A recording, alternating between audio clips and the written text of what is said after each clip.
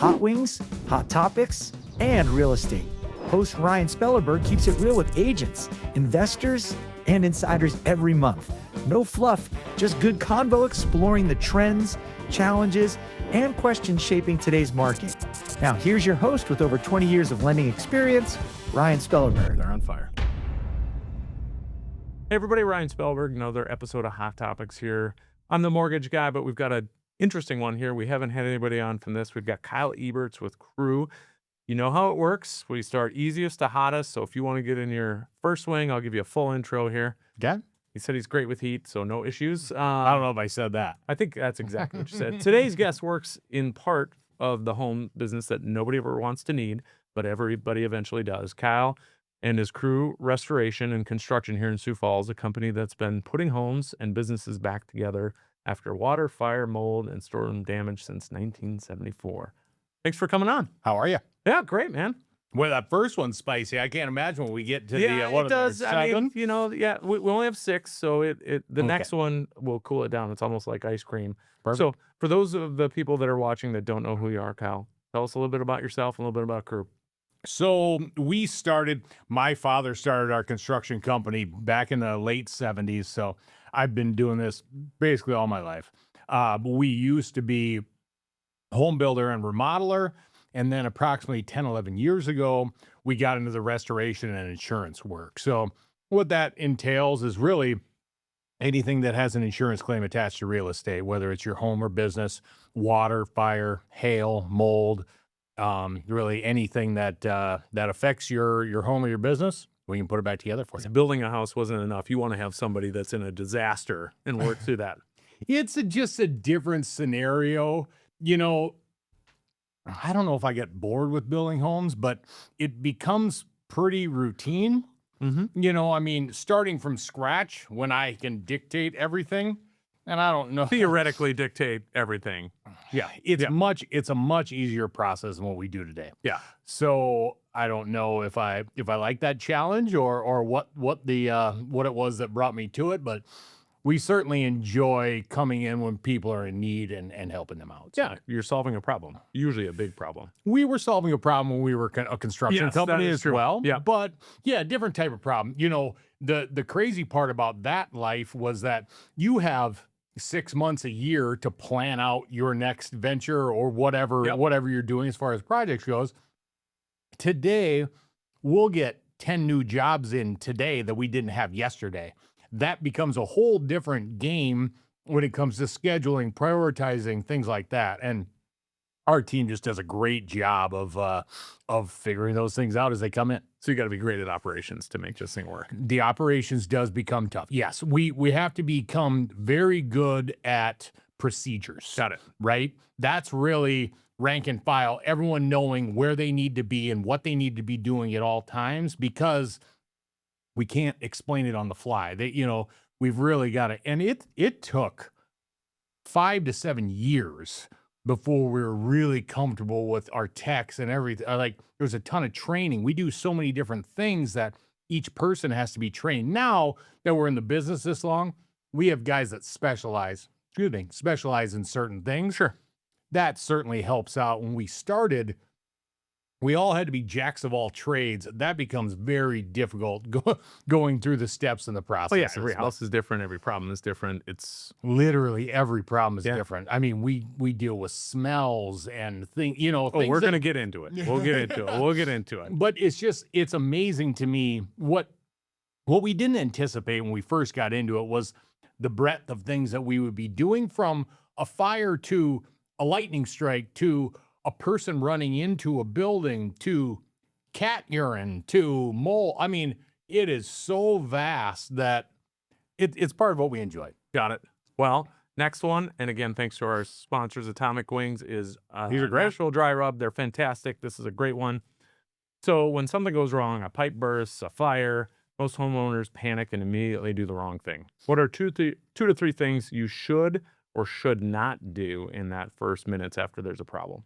It really depends on what it is. Like a fire, clearly the professionals are doing their job of putting it out, doing their work. So the only thing you're responsible for is taking care of your pets your family, any loved ones, skip the things, skip everything else, make sure you're safe. And that's really it with everything.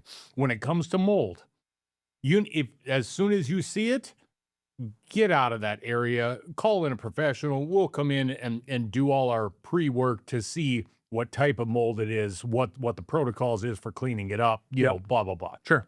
Once again, keep your family safe. Close off that room and stay out of that room for the time being until we can get there. We are there within 24 hours. I didn't even think about lightning strikes. I wouldn't even have thought of that. A lightning strike is random. It happens immediately. There's no dictation over that. Once again, if a lot of times a lightning strike will cause a fire. So once again, but water is about the only one you maybe have some dictation over. If it's coming from a plumbing pipe, go in your lower level, shut the water off. Now, it's not amazing, but a lot of people don't know how to do that. They don't know where their water main comes in, things like that. That is a good piece of advice for any homeowner. Go downstairs, figure out where your main is. It's a question here coming up. So, okay. Because we had that conversation. Yes. But it's a good point. I mean, just know your house, know a little bit about it. And that, those are your breaker box, your water meter, your gas meter. These aren't common things that there's a homeowner 101 class that people go to and they know these things. So it's not odd, but you're right.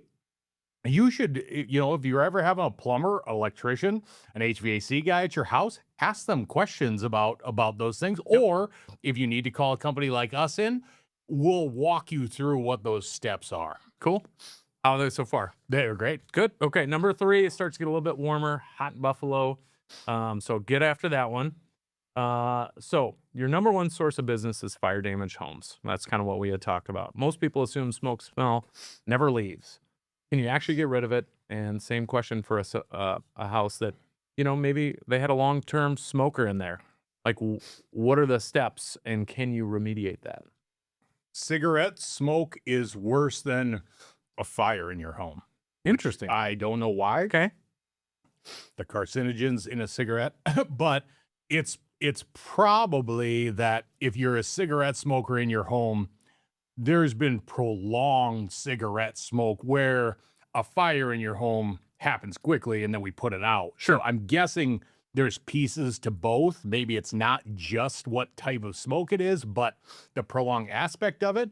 But the answer to your question is yes, it can be remediated, but there are many more steps to remediating cigarette smoke than there is actual smoke when you get down to it. Now, any porous substance, when it comes in contact with that, when you start to get into carpet fibers and even woods and all that kind of stuff, a lot of times those things cannot be cleaned. So it's a judgment call on what the type is and whether it can be cleaned or whether it needs to be demoed, we need to replace. Sure. And sometimes it comes down to it's not worth cleaning the item when you can purchase a new one for, the same price of what we're going to have to go through the process to clean it. So there are many, many factors when it comes into it, but most things can be cleaned and remediated. So we had a flip that we were working on that actually had a house fire and was totaled from insurance, but even the box on the front of the door where you'd let people in with, they dropped it off at the realtor office and they had to get it out of that office because it stunk so bad. So to be able to get smoke smell out is shocking.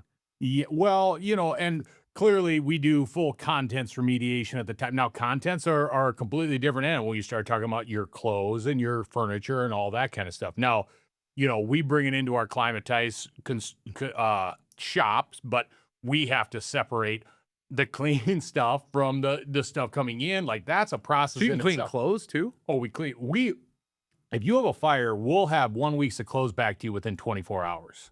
Because you have to start getting your life back in order. Like, fires, if it's a real fire, if it's not just smoke damage, fires are traumatic. Yeah. Fires are traumatic for everyone because you got little kids, you got pets, you got your things, everything's affected. So our goal in a fire is to get you back in any kind of normalcy as quick as possible. And that's getting your own clothes back. You could say, well, we can go purchase clothes. Yes, but there's something to having your clothes back. So yes, we clean your clothes immediately, or at least a week's worth, and then we start on the entire process. Now, the process of cleaning your items, they have to go through chambers to get a lot of that smoke smell out, and then it comes down to cleaning the upholsteries and the clothes and stuff like that. So I had yes. no idea. That shocks me. I It thought is- everything would just be in the trash. Nope, it is a major part of what we do. That's the initial stages of a fire, is that we'll go through all of the items and decide what needs to be discarded and what can be cleaned, and then we bring it off to our shop. Nice. Mhm.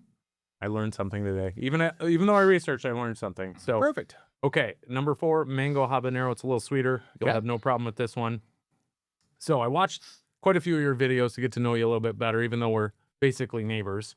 But your number 1 quote that I liked was, "Don't reach for the bleach." So basically, trying to bleach out mold is the wrong way to get it. And I'd never heard that before, and I've been in real estate for a long time. So walk me through that. Why is that a bad choice? I don't know. I don't know if it's a terrible choice. Clearly, you're trying to clean something, which is fine. But when you see mold, typically it's not on the surface. That's part of the problem. People think I see mold, I can just wipe this off. Mhm. Well, if you see This mold, guy, that- if you see mold through dry, now if it's in a bathroom, that might be a different story. It might be topical. Okay, but once we start the cleaning process, we can see if it's topical or if it's somewhere, and typically it's coming from the stud cavity out. So you can't clean that. So your bleach might clean that surface, and then but it's growing inside, and then you really have a bigger problem. That's right? kind of what your video showed. It's like, hey, I clean this and then I have to come back in 2 weeks and clean it again. That's because it's inside of the wall. You're never going to get it clean. It's not cleanable at that point in time, right? Interesting. Getting a little warmer for you? Yeah, it is. Okay, good. Yeah. Good. So that's really the bleach part, is that people think they can clean it where the source is different. Got it. Again, I'm learning a lot today. So Yes. okay, next 2 get a little bit warmer. Oof. Next one is atomic. Again, you can hit the milk if you need to. Okay. It does help, I will tell you that. So what's the you got to get on your wing here. Okay. Okay. So what's the dumbest thing you've ever been called in to fix? Something that you and your staff had talked about afterwards, like, can you believe that? In all your years, you've got to have some really good stories. Well, I'm sure. I don't know about dumbest, but I'll give you a story about my father. So, being in the business, we preach that any of our family members go out of town, you shut your water off. I don't care if you go out of town for the weekend, shut your water off. Father, bless his heart, went to shut the water off. They were leaving for a week or 2 weeks. Instead of shutting the water off, the water valve to his sprinkler system was right next to it. He didn't even think. He turned the valve on instead of shutting his water off in the middle of the winter. And by the time he got home, he had a cascading water event that was just frozen outside his house. It looked like an ice sculpture. But so we had to fix the water valve the next spring, but And none of the neighbors ever called him? well, I don't I don't think so. I'm glad the heat's getting you a little bit. I It thought you is. were just going to pound through this whole It challenge. is. I'm my eyes are watering. Well, and on the last wing, the rule is you got to eat the whole wing. Ooh. This is their nuclear, Okay.